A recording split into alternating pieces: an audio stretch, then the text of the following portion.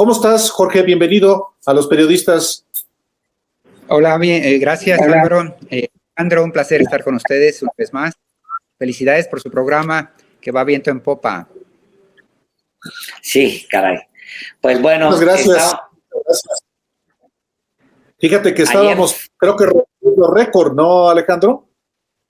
Estábamos muy cerca de romper récord. Estamos muy cerca de romper un nuevo récord. Ayer alcanzamos 30,000 personas conectadas en vivo y ahorita ya está subiendo 29,315 ahí ahorita. Acuérdense, a todos les pedimos que nos den likes porque eso potencia el algoritmo y nos permite llegar más lejos. Y bueno, pues un gusto tener a Jorge Cepeda en un momento tan calientito electoralmente hablando, señor Delgado, como el día de hoy. Sí, en un día, después de que ya recibiste tu primera dosis de la vacuna contra la COVID, Jorge, qué bueno, ¿cómo te has sentido? Muy bien, deja entumecido un poco el brazo, pero apaciguada el alma, porque después de tantos meses de vivir en un hilo, incluso escribía una columna justamente en Sin embargo en ese sentido de cuál podría ser el efecto político de esta sensación de liviandad que uno experimenta y de gratitud, independientemente de las filias y las fobias políticas, la sensación de gratitud que uno experimenta cuando con la enfermera, con los que lo rodean, con todos los que hicieron posible el hecho de que de repente uno siente que le quitan un peso de encima. Es decir, es una vivencia justificada ya por mis canas, que a ustedes les tocará eventualmente, pero les aseguro que hay una especie de reconciliación, digamos. Eso sí, después de haber hecho una cola muy complicada de muchas horas en donde uno alienta sentimientos insurreccionales mientras está ahí pensando cómo es posible que eso sea tal vía crucis, pero en el momento en que te vacunan, en verdad, después de un año de estar con esta amenaza todos, con la lista de amigos o conocidos que van cayendo o se van enfermando gravemente, y esta sensación de que uno está en una especie de cuenta regresiva, bueno, en el momento en que te vacunan, inconscientemente sientes que se paró la cuenta regresiva, como el tic-tac de una bomba en las películas de suspenso, ¿no? Pero en fin, ya pasarán por ello más pronto que tarde. Jorge, pasando a lo que está en curso en el Consejo General del INE, más allá de lo que resuelva hoy los consejeros, si hay una nueva mayoría que vota en contra del proyecto que es de ratificar que no serán candidatos ni Félix Salgado Macedonio ni Raúl Morón, este episodio ya marcó a este proceso electoral. Sin duda, porque ha sido el tema del gran encontronazo en última instancia entre la presidencia, algo que trasciende al propio Guerrero y a Félix Salgado Macedonio, y es el encontronazo entre estos dos trenes, por un lado la presidencia y sus muchas intervenciones en esta causa y sus muchos cuestionamientos y críticas al INE, y por otra parte un INE que para juicio de muchos ha bordeado en los límites entre el juez y a sí mismo y simultáneamente un actor político ya cargando los dados, digamos, en función de ciertas premisas. Entonces sí, yo creo que ese ha sido el gran telón de fondo, que independientemente de cómo se resuelva lo de Félix Salgado, tengo mi propia especulación que ahora se las puedo comentar, pero independientemente de cómo se resuelva, creo que esto será el primer round o el primer set, voy a ponerlo en términos técnicos, de algo que se va a continuar en otros rounds y en otros sets en este choque entre presidencia y las autoridades electorales, ¿no? ¿Había posibilidad en algún momento de una especie de conciliación? No acercamiento, eso no lo veo nunca, pero había en algún momento al principio quizá de la administración de una especie de conciliación, se veía más flojito Lorenzo Córdoba, la posición del presidente mismo, ¿no? Y la de Morena, no era la de ahorita, pero eso parece que ya se rompió completamente, Jorge, entre Lorenzo Córdoba, un grupito de consejeros y también un grupo muy amplio de abajo firmantes que están vinculados directamente con Lorenzo Córdoba y con Ciro Murayama, es decir, ya es un enfrentamiento más serio. ¿Lo ves así, Jorge? Sí, bueno, en efecto parecería que está estallando hasta mediados del sexenio y parecería que habían vivido una especie de tregua, pero era así, Alejandro, me parece, porque en realidad no había mucho en juego. Es decir, estalla hasta ahora, porque hasta ahora es la primera coyuntura electoral verdaderamente significativa en el sexenio de López Obrador. Dicho de otra manera, AMLO tenía mucho de qué ocuparse y ninguna razón para abordar y convertir esto en un tema importante, justo hasta ahora, cuando se está decidiendo muchísimas cosas, algunas de ellas fundamentales para la segunda mitad del sexenio, para el proyecto de la 4T definitivamente.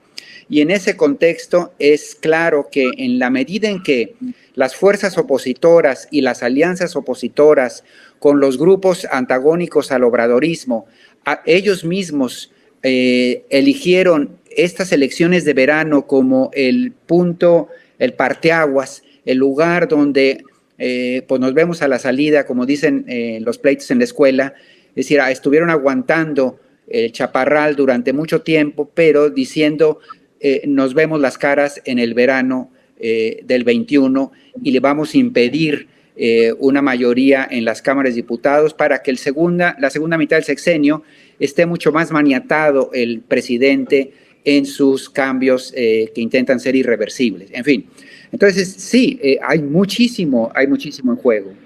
Y desde luego yo coincido en parte con lo que dice Alejandro Páez, en el sentido de que al presidente consejero del INE le ha costado muchísimo trabajo mantener el equilibrio en medio de estas dos enormes fuerzas que se han ido sumando y considerando como un parteaguas lo que viene. Y sí, hay muchas expresiones, actitudes, tweets de las máximas autoridades del INE, en donde parecería que entre que se defienden de insultos, algunos de ellos bastante categóricos de parte del presidente, y entre que hay muchas empatías con intelectuales, históricas, con los grupos opositores al obradorismo, que es ya muy difícil discernir dónde comienza esta fobia o esta filia de las propias autoridades electorales. No será el próximo año, será hasta el 2003 cuando se elijan a quienes van a suceder a varios consejeros, entre ellos al propio Lorenzo Córdoba. Y se va a tratar de consejeros electorales que van a organizar no solo la elección del 2024 y la del 2027, la intermedia, sino la otra presidencial. Quizá lo que estemos viendo ahora, a pesar de que todavía falte tiempo, es justamente también la disputa por el control del Consejo General del INE o eventualmente, pasada la elección, Jorge, poder renovar justamente al Consejo General del INE si es que existen las condiciones legislativas para ello. ¿Tú qué prevés hacia adelante? Que sí haya un intento de Morena y sus aliados, lo que se denomina también cuarta transformación, para renovar anticipadamente el Consejo General? Bueno, hay dos factores, ¿no? Uno, los cambios naturales al vencerse los periodos normales de estos consejeros, sin duda están en puerta después de las elecciones en los siguientes años.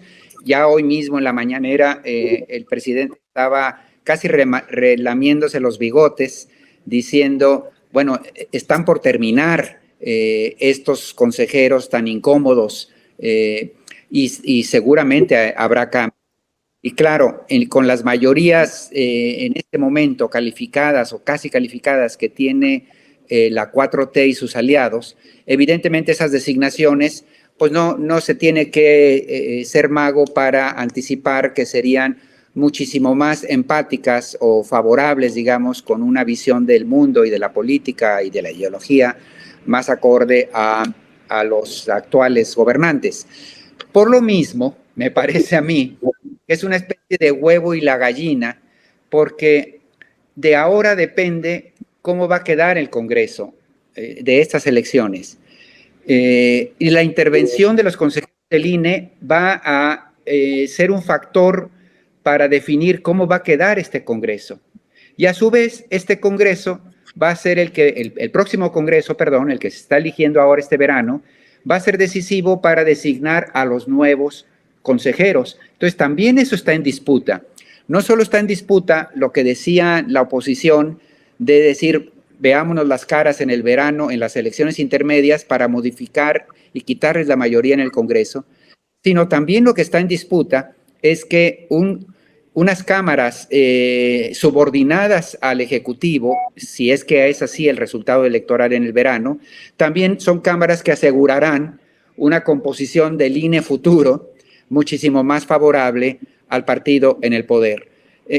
Por eso digo, es una especie de huevo y gallina que se va retroalimentando y circulando en sí misma, ¿no? Claro, porque al final es ese, es decir, la próxima elección sí define el segundo tramo del López Obradorismo, margen de acción, la capacidad de sacar todos los planes que tiene en mano. Pero hay también los detalles más finos, como por ejemplo este del INE, la conformación, quién va a sustituir a los Lorenzos Córdobas, pues quién va a poder entrar y cuánta fuerza va a tener Morena para poder, pues sí, dejar a los que pretende dejar para la elección, sobre todo para la elección presidencial.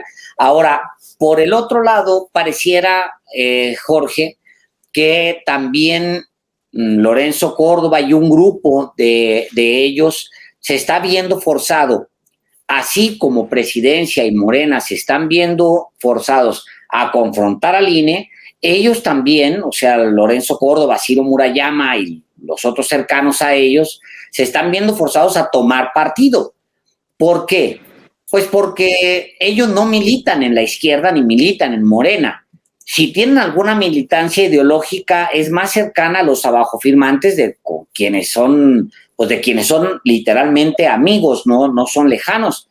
De esta parte, digamos, de Morena no hay más que una necesidad pragmática de tener una cercanía, pero en el caso de Lorenzo Córdoba y Ciro Murayama sí hay amistades y cercanía real de la academia y de los grupos intelectuales, etcétera, con esos grupos. Entonces también se está polarizando y redefiniendo esa posición. ¿No lo sientes, Jorge? Sí, ahora, es difícil comenzar a calificar, digamos, a los actores políticos en función de quiénes son amigos o de quiénes son conocidos o en qué ámbitos profesionales estaban antes y quiénes estaban en esos ámbitos profesionales, etcétera. Porque al final todos los actores públicos de alguna manera se relacionan con otros actores públicos, ¿no? Y desde luego pues, muchas sospechas y le atinas. Pero esencialmente habría que calificarlos a partir de sus posiciones, actitudes, y en efecto son esas en última instancia las que arrojan cierto sospechosismo en algunos momentos. Sin embargo, Alejandro y Álvaro, yo pensaría que más que una militancia indebida de parte de Ciro Murayama, de Córdoba, lo que hay es una concepción formal de lo que es la democracia. Una en donde sí choca frontalmente con la que esgrime López Obrador. ¿Y en qué consiste esta diferencia? Y ahí es el origen del choque. Todo lo demás es circunstancias y coyunturas. El origen del choque es que ellos creen que habiendo instituciones y normas que se parezcan a las del primer mundo en términos de una rendición de cuentas, fuerza o poder del árbitro, etcétera, etcétera, eso asegura elecciones como en Suecia o como en Alemania, ¿no? Mientras que para López Obrador y su corriente no se puede hablar de democracia y no se le puede llenar la boca de la palabra instituciones democráticas, los cambios que se hicieron en los últimos 15 años, como sí a todos estos bajofirmantes, a todos estos grupos intelectuales, orgánicos, etcétera, porque no se puede hablar de democracia porque en el proceso en que se instalaron estas nuevas instituciones democráticas, es el mismo proceso en el cual aumentó la injusticia social, la desigualdad, se dejó al México sumergido, todavía más abandonado, aumentó la corrupción. Entonces, para López Obrador, es decir, ¿de qué democracia me están hablando? Esa de la que ustedes defienden, cuando en realidad democracia o poder del pueblo, como es etimológicamente la palabra, no tiene nada. Lo que tiene es un burgués, digamos, para hablar en términos académicos, de leyes y normas de un país que en realidad es el país de la Condesa, de Polanco, del municipio de San Pedro, de Chapalita de Guadalajara, etcétera, etcétera. Pero no el del México profundo, que para la cual todas estas instituciones democráticas han valido para un sorbete en la medida en que no resolvieron la participación del pueblo, la justicia, los derechos humanos, etcétera, etcétera, etcétera.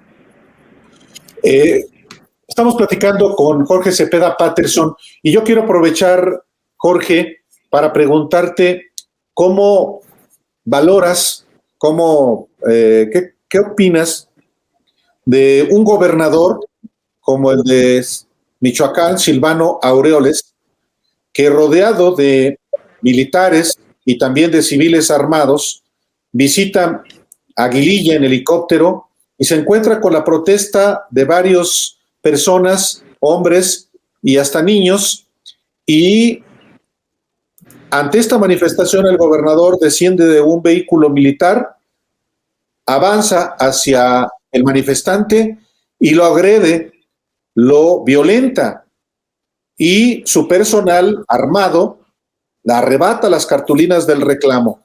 ¿Qué tú recuerdas un caso semejante y qué opinas de este en particular, Jorge?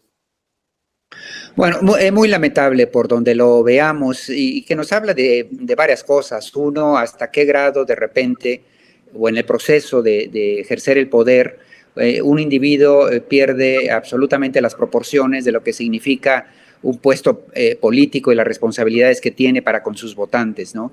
Evidentemente una intolerancia absurda frente a alguien que no está haciendo nada más que pasivamente mostrando un cártel, está de pie, sin agredir, y un gobernador, una autoridad que debería responder a esos reclamos, responsablemente, pues, por el contrario, lo empuja. Una es eso, ya la condición humana y la podredumbre que experimenta en el ejercicio del poder que es tan frecuente. Y segundo, ya en el caso particular de este político, pues es un político que se ha caracterizado por ser un chapulín, un verdadero oportunista a lo largo de su experiencia, saltando de un partido a otro en función de quién ofrece más hasta llegar a ser gobernador.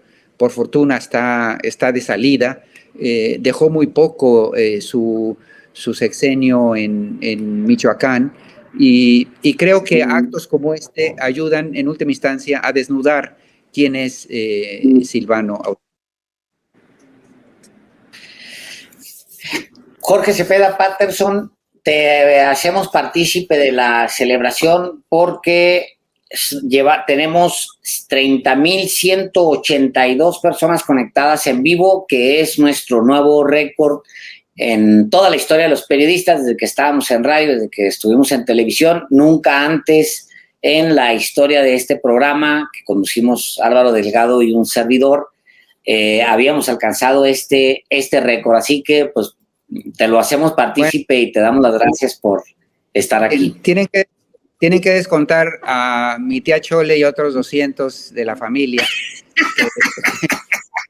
que entraron a romper, a asegurar que rompíamos el récord.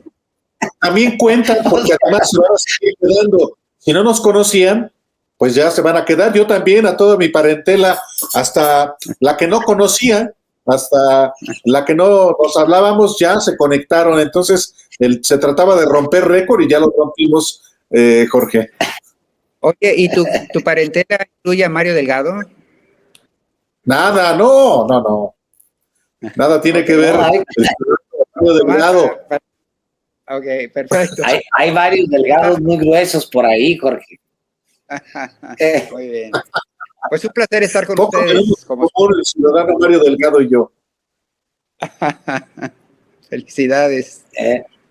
Gracias. Muchas gracias. Muchas gracias, Jorge Cepeda Patterson, por haber acompañado en este día que es también histórico. Se rompió récord hoy. Pues gracias a Jorge, gracias a todos los que están conectados.